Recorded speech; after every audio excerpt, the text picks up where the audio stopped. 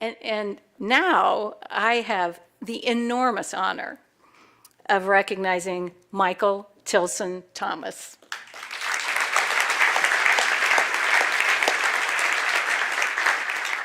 Michael Tilson Thomas brings intricate, powerful, and beautiful music to life as a world-renowned symphony conductor, composer, and musical director.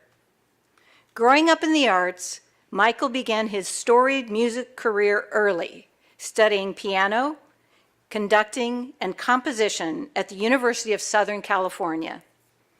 He was, to say the least, a quick study.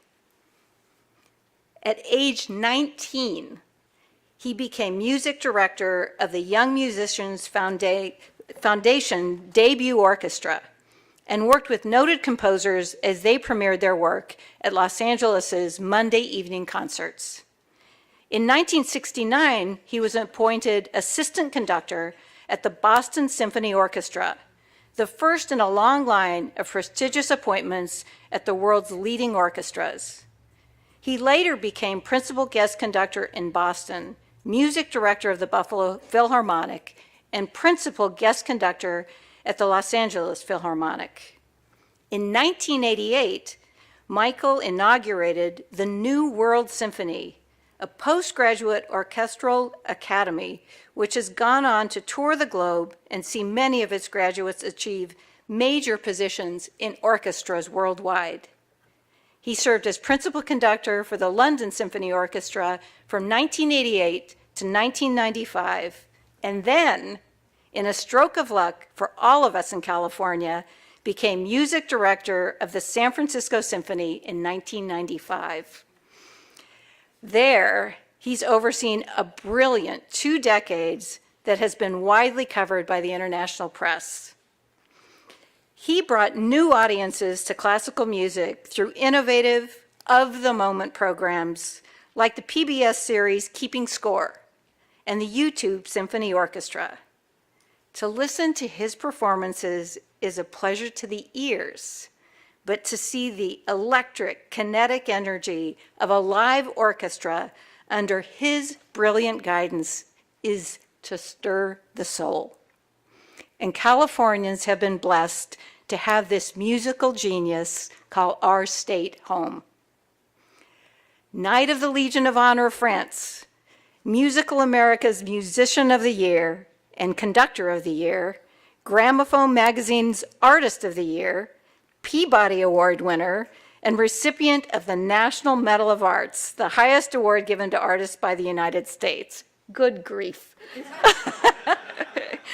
I hope he has an enormous mantle, because he's won a whopping 11 Grammy Awards for his recordings. The state of California honors Michael Tilson Thomas.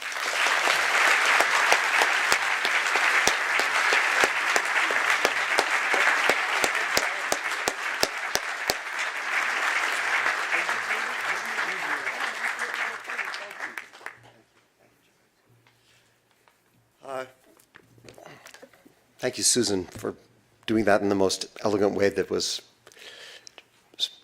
elegant and not embarrassing, as so often these things can be as you're sitting there with your life flashing in front of you.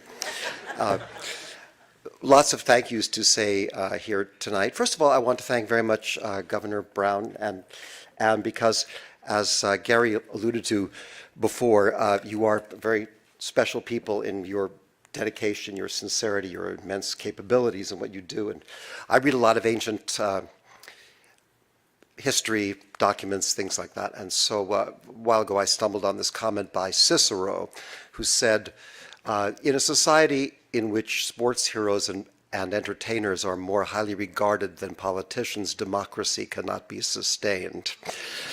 So we need you. we need you. Thanks to people like, it's thanks to you and people in politics, what you do that has made so much of our lives embedded in so many ways. Profound thanks. I'm a product of the state of California. I was born in Los Angeles, and my life would not be as it has been but for that circumstance. I grew up surrounded by emigres in Los Angeles, lots of people who, in one way or another, had been drawn up for the film industry. So there were all these expatriate emigres from Berlin, Vienna, St. Petersburg, who were waxing enthusiastic and had nothing but wonderful things to say about California. Then there were the emigres from New York who were mostly bitching and complaining all the time.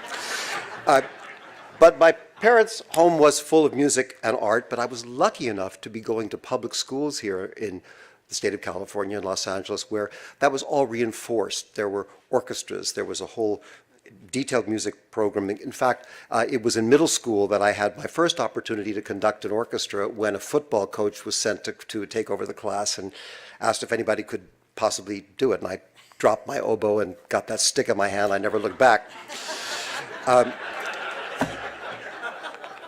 I also want to thank very profoundly the University of Southern California Preparatory School, because it was there when I started around 12 years old that my real musical education began, and that brought me into contact again with these extraordinary emigres, so many which had fled Hitler and Stalin, and were very happy to be passing their great wisdom on. It seems to me that all of us here today are in one way or another people who are dreamers and who kind of go through the process of wrestling with these big dreams to bring them down into reality. It involves a lot of wrestling sometimes, and it's a whole other thing to be able to wrestle the dream down into reality, and it still seems like a dream when you get done. That's really a very special thing, and I'm very grateful to be in the company of all these people who do this so amazingly.